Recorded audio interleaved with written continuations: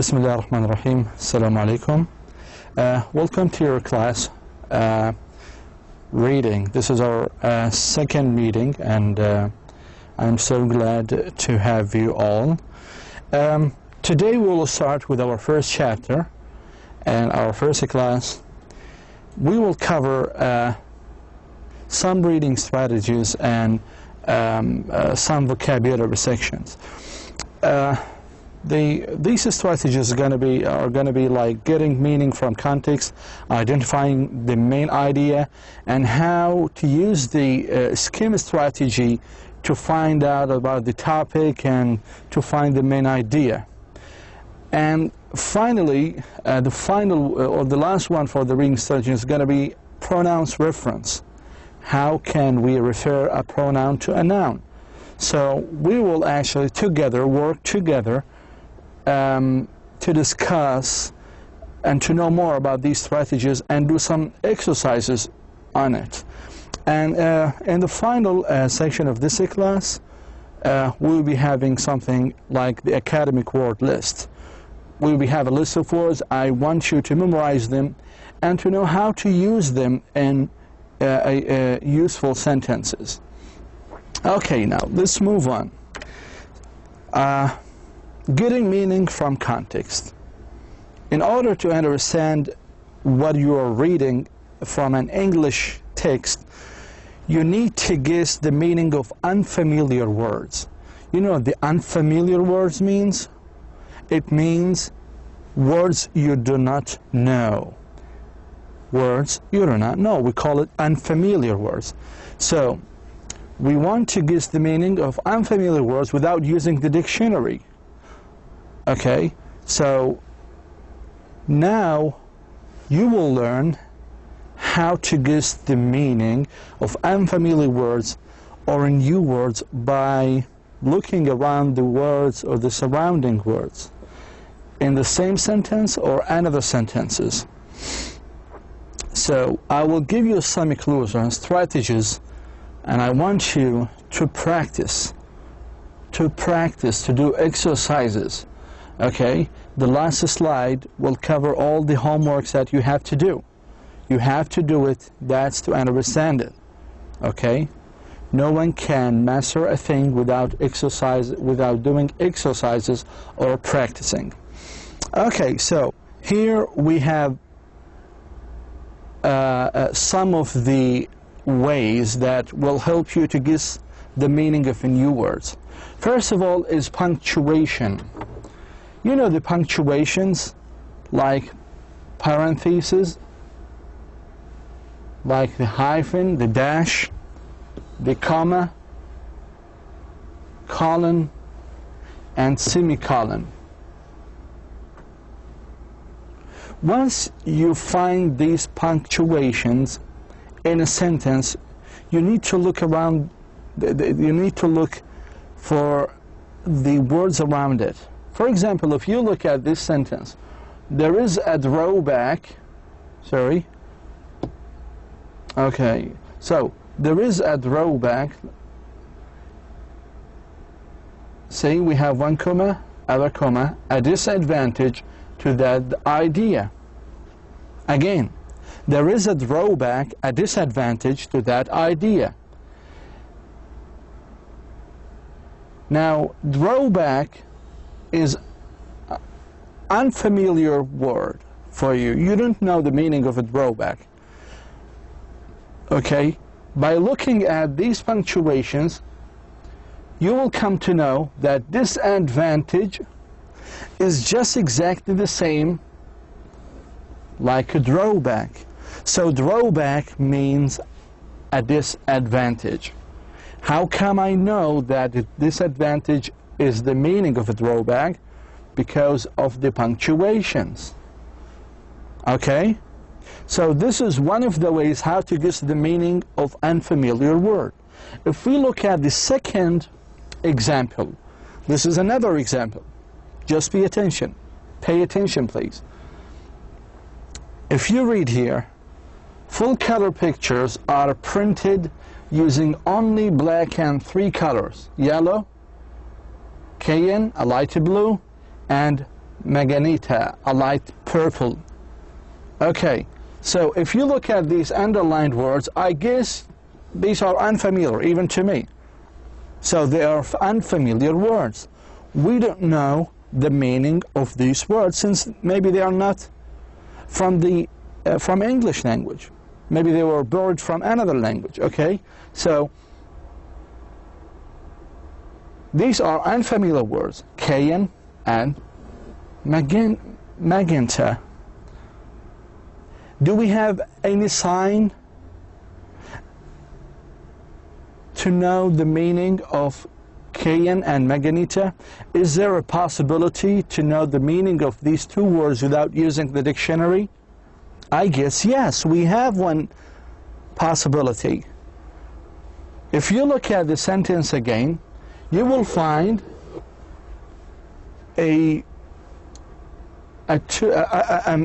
another two words in between parentheses. This is what they call parentheses. So, a light blue is the meaning of cayenne.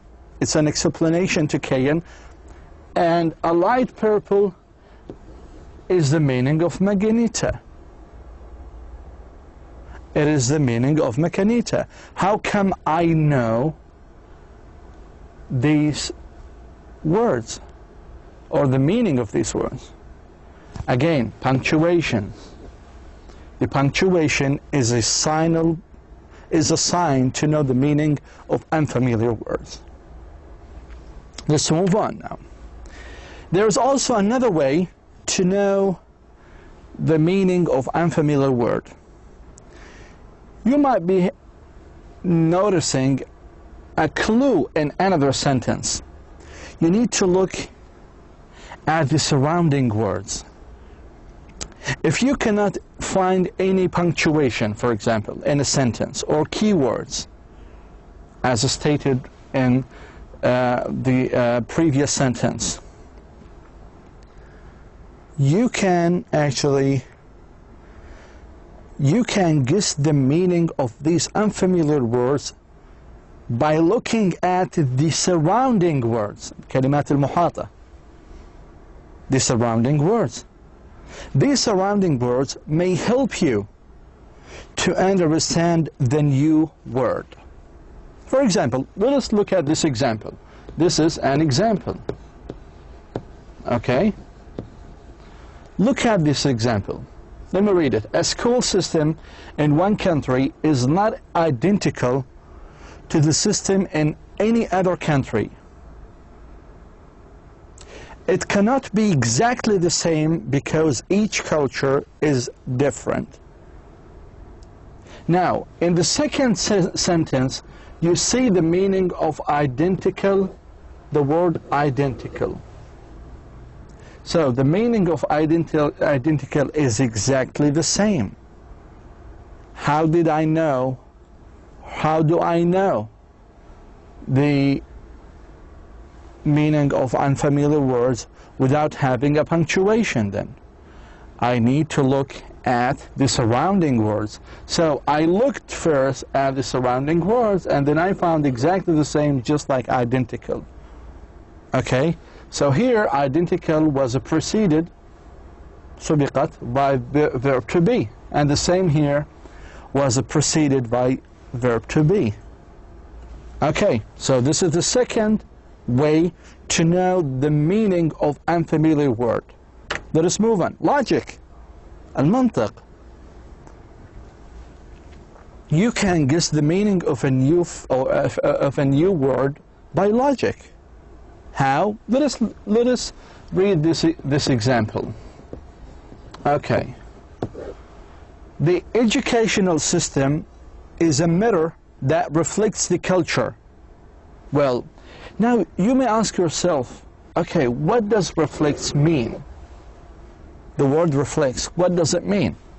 Well, you probably know the word mirror, right? مرآة, mirror, مرآة. Okay? You probably know the meaning of mirror. So you can guess that reflects means show. So I've used logic to guess the meaning of this unfamiliar word. So this is the third way to get a meaning from the context without using the dictionary. Let's move on. Well, this is another exercise. Let's guess the meaning now. Read it. In a number of countries, education is both compulsory, dash, required, dash, and universal, comma, available to everyone, comma, at least in a primary school, parenthesis, elementary school. Now, if you look at the colored words with the blue, like compulsory, I ask you now, what is the meaning of this unfamiliar word? I'm sure that you will say, well, we have a punctuation. It dashes. The word between these two dashes is the meaning of compulsory. So, compulsory means required.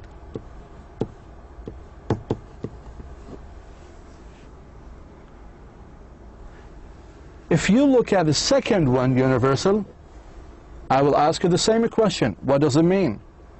You will say we have a comma, two commas, available to everyone, means universal.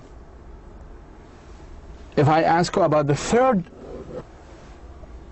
colored phrase, primary school, you will tell me that we have a parenthesis. Excuse me, right here. So we have two parentheses. So primary school means elementary school. So this is an example for our first rule, how to know the meaning, to guess the meaning of an unfamiliar word without using the dictionary. That's by punctuations, like comma, semicolon, colon, parentheses, and dashes. Let's move on. Well, I will leave this one for you. I want you to guess the meaning of egalitarian. Use the rules. Always follow the rules. Well, we have finished now with one of the strategies, reading strategies, that is how to guess the meaning, to get a meaning of unfamiliar word from the context itself. Now we're moving to another part of another strategies, that is the main idea. In any passage in the word, if someone asks you a question, it's going to be, the first question, what is the main idea of this paragraph? What is the main idea of this passage? What is the main idea of this essay? So, since it is an important question and repeated, we need to know how to identify the main question, the main idea, how to know it, how to locate it, how to find it in one passage. Okay, so we have some steps over here, how to identify the question. Well, the question about the main idea might be used in different ways. You may have different forms of questions, like the first question, what is the topic of the passage? What is the main idea of the passage? What is the author's main point in the passage? With what is the author primarily concerned? Which of the following would be the best title for the passage? Well, again, this is for the title. Here is it for the topic, and here's the subject. All of these are related. So when you ask about the topic, subject, and best title, this is an umbrella for the whole passage. Okay? Where to find the answer? How can I find where to find the answer for these questions? The answer to this type of a question can generally be determined by looking at the first sentence of each paragraph. So if you have a passage of one paragraph, just one paragraph, فقرة واحدة, you need to look at the first line of this paragraph to guess the main idea of the whole passage. But if you have a passage consists of 3 paragraphs, you need to read, you need to look, you need to scan the first, you need to study, the first line of each paragraph. So, You need to read the first line of each paragraph, look for a common theme or idea in the first lines, then you have to pass your eyes quickly over the rest of the passage to check that you have really found the topic sentences. Sometimes you are unsure about the main idea. So if you are unsure about the main idea, read the first line of each paragraph. Okay? Well, in the exam, you'll be having like a question and 4 choices. So if you are unsure about one choice, eliminate it, delete it, and leave the right answer. We will discuss later on the how to do well in your exam. Well, here's an example. Here's a paragraph to consider. Look just for the main idea of this paragraph. If you read, the life of a doctor is not easy. What is the main idea of this paragraph? Well, if you just read the rest of this paragraph, you will find details. You will find details about how the doctor lives is not easy. So these are all supporting sentences, supporting ideas to what? To this idea. So from here to here is a supporting idea about the main idea. So as you can see in this paragraph, I found the main idea at the beginning, in the first line of the paragraph. And the rest of the paragraph is a supporting idea about the main idea. So if you say that the doctor life is not easy, then I guess you are correct. Here is another example. The seniors in this office cannot always come to work on the same schedule each week. Sometimes they have to talk to each other and work out differences in the schedule. They usually can do this without any trouble. Ben, Victoria, Alex work together very well. What is the main idea of the paragraph? If you said that they can work, that Ben, Victoria, and Alex can work together well, then you are correct. Okay? So you can hear always come to work on the same schedule. And the conclusion was the same like the main idea. Ben, Victoria, Alex work together very well. Okay?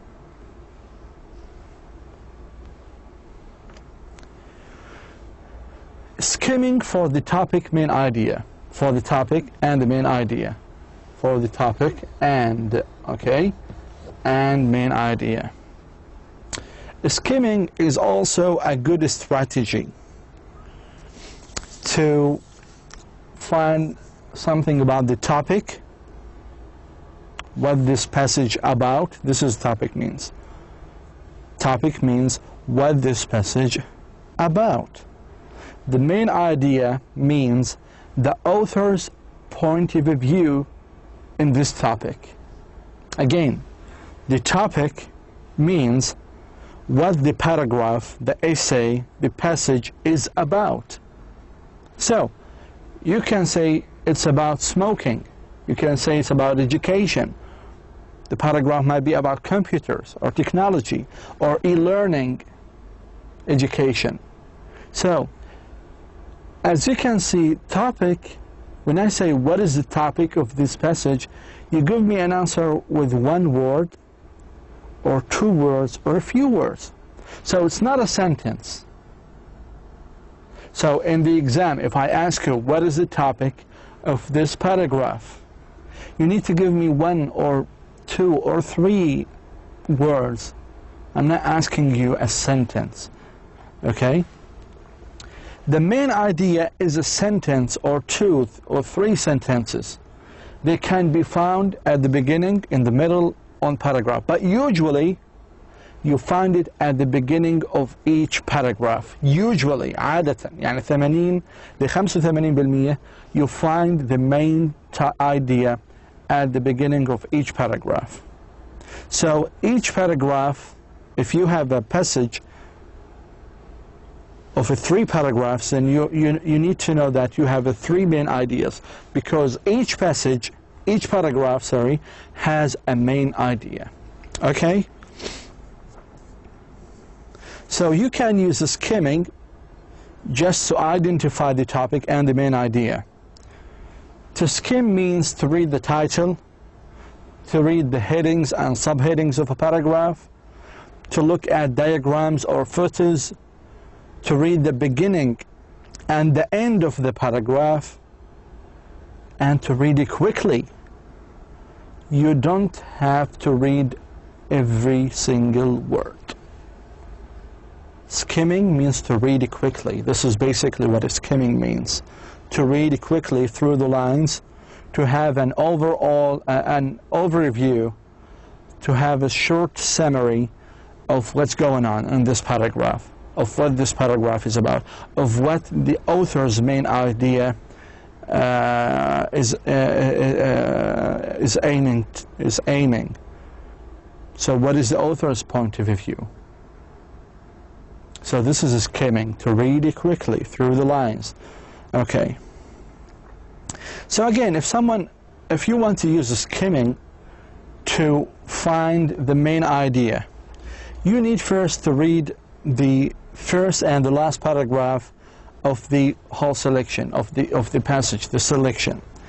Because main ideas are generally generalizations, تعميمات. وأي تعميم أو تنظير, the author may begin with it.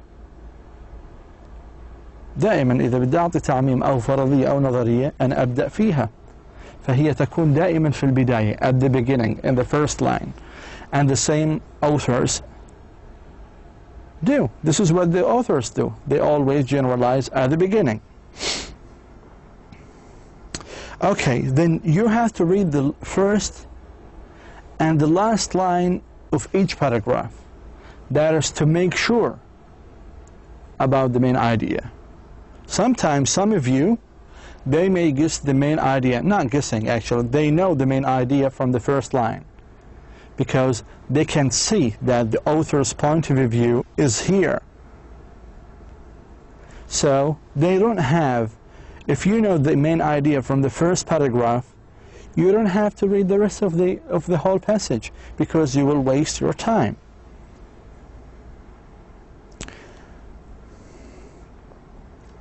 Okay, let us take this example. This is an example. مثال. In this example, we need to find something about the topic of the paragraph and the main idea of the paragraph. Again, where can I find the main idea and the topic of the paragraph? We can find it here in sentence 1 and 2. Here's the topic of the paragraph. So the topic of the paragraph is about what? Is it about sailing and surfing? We don't have anything mentioned here about surfing and sailing, so it's wrong.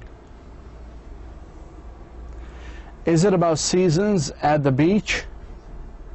Well, we don't know. Is it about summertime? We don't know. Is it about ways to develop optimism? No, it's not mentioned. But here, in B, it is talking about the summertime, one of the season. And in C, it's also talking about seasons. So we are unsure now. مش متأكدين وين الإجابة. Okay? So we can read we can read the rest now. Look at the beginning of this sentence. It starts with summertime. Okay? And somewhere else here it's mentioned also the summertime. So it is mainly about the summertime. Why? Because it's repeated, مكررة. دائما إذا بدنا نعرف شو هو التوبيك we should actually we should actually pay attention if sometimes an idea is repeated. So summertime is repeated over here, and it's also repeated over here. See, without reading, I just get the meaning without reading. So this is the topic of the sentence, the topic of the paragraph, the topic of the passage. It is about the summertime. Okay, what is the main idea of the paragraph? Well, we should read the first lines, the first one or two lines. Do you have a favorite season? Winter, fall, and spring have many advantages. However, summer is my favorite season because it offers the tranquility of the beach as well as the exhalation of outward sports. So this is the main idea. Why? Because here is the author is talking about his favorite season. So once you find the author's point of view, here is the main idea. So the author's point of view is that summer time is his favorite season. Why? Because it offers tranquility of the beach as well as the exhalation of outdoor sports. So in this case, the main idea and the topic were located in the first and the second line. So the main idea of the paragraph is sentence 1, sentence 2. In sentence 1, it is the topic of the passage. Again, we were unsure about the topic of the sentence, topic of the passage. I told you to read the rest to find if there is repeated ideas. So we have one repeated idea, one repeated idea. None of these lines, ولا واحد من هذه الجمل, is talking about winter or fall or spring. It's only talking about the summertime. Okay, let's move on. So now we have done with two strategies. The first strategy was about how to get the meaning from the context without using the dictionary.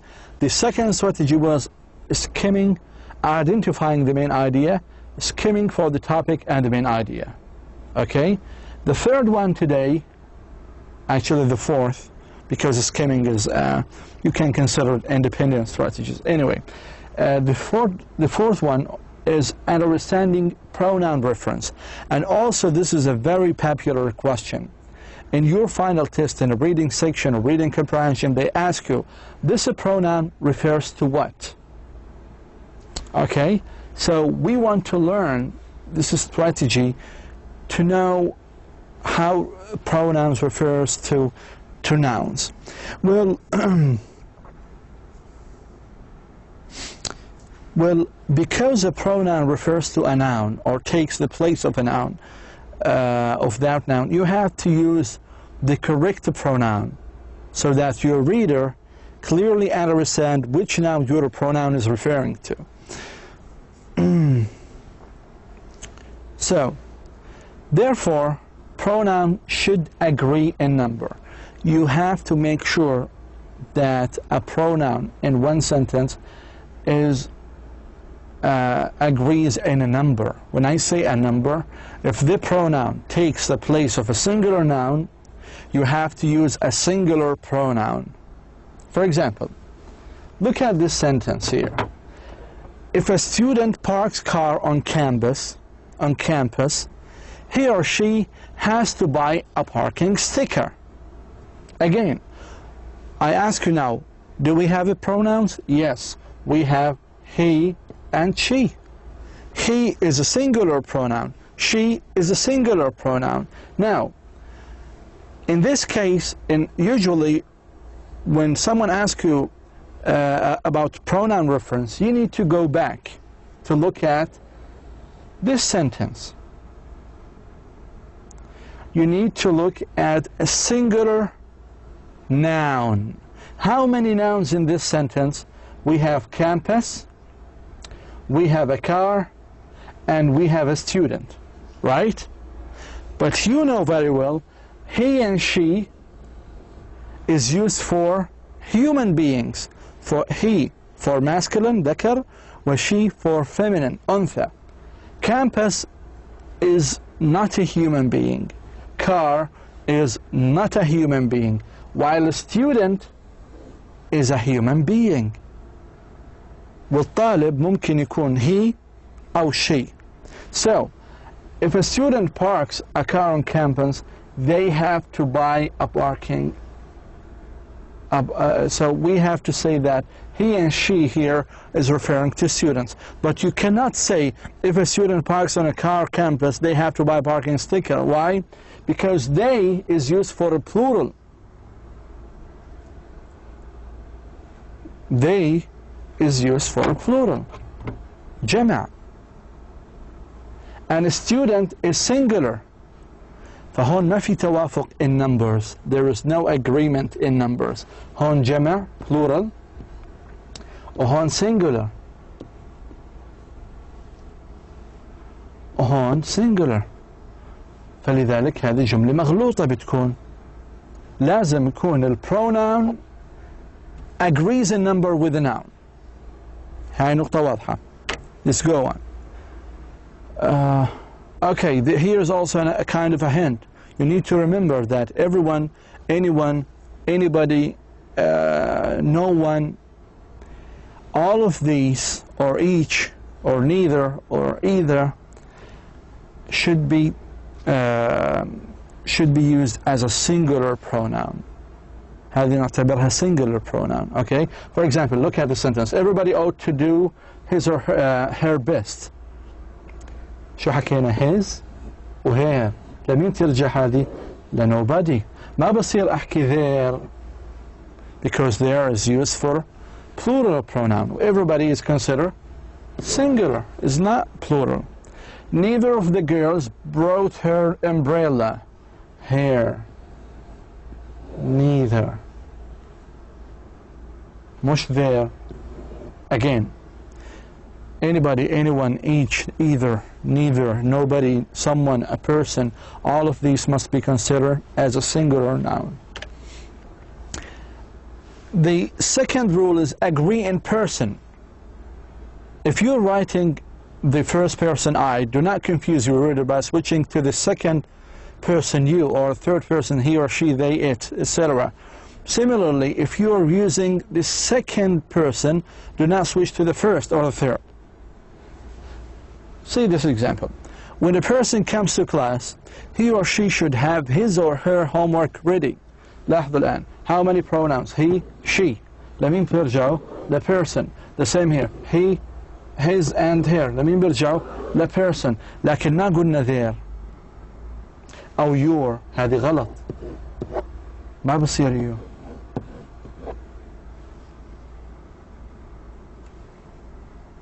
So this is what I mean by agree in person. So here's kind of an exercise. Choosing the correct pronoun. I want everyone of you to sit in his desk and do exactly what we have learned today about pronoun reference. Just follow the rules. I always like this statement. Follow the rules. Okay? To get a high score, just follow the rules. Circle the pronoun that agrees a number with its antecedents in each sentence. Antecedent يعني مع سوابقها من nouns. أكيد لازم تكون nouns. Okay, so do it. Don't be lazy.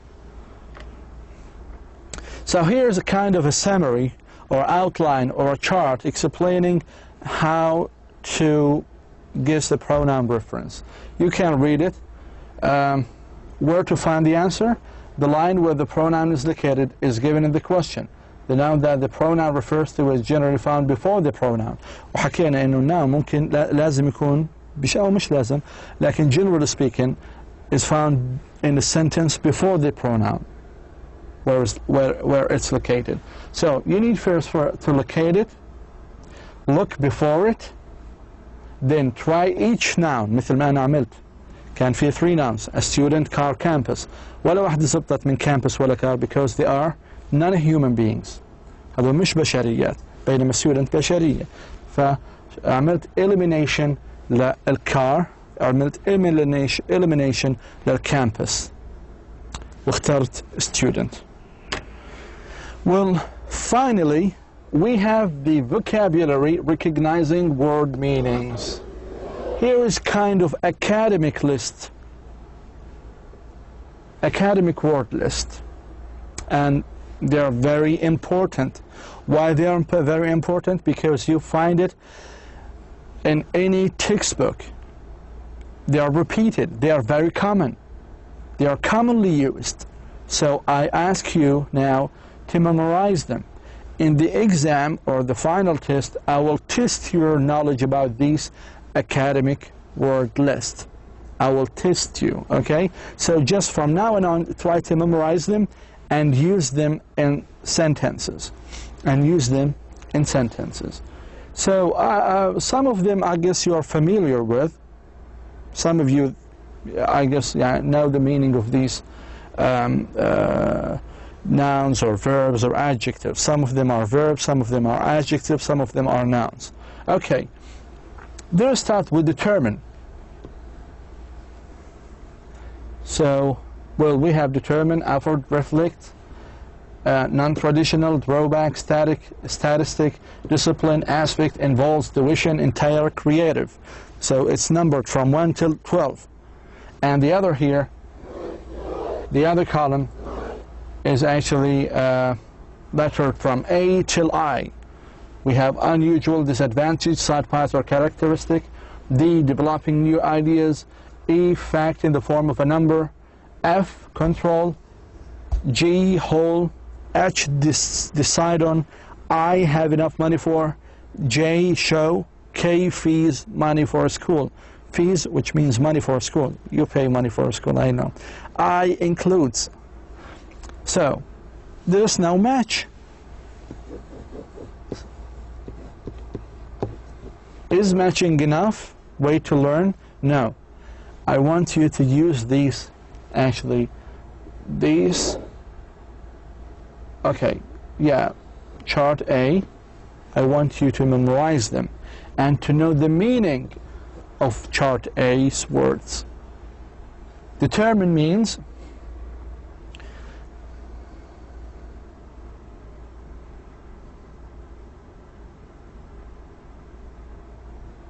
to decide on. Okay, it's right here. I was looking for it. So it's H, to decide on. You need to decide on your final decision. Afford. Sometimes your students or your friends or your colleagues, you may ask you, would you like to go to the cinema, for example? You say, no, I can't afford it. No, I can't afford it means I don't have enough money or fees for it. So it's K. Yeah, it's K. Number 3, to reflect. Again, actually, I've mentioned this word in one of the sentences. Do you remember the mirror and reflects? So what does reflect mean? I will leave it for you. Oh, by the way, just don't leave it. It's show. I know you know it now. So it is show. Number 4, non-traditional. Non-traditional means unusual. 5, drawback. Again, I have mentioned this before in one of the sentences. Drawback means disadvantage. Statistic. Statistic means fact in the form of numbers. Discipline. Discipline means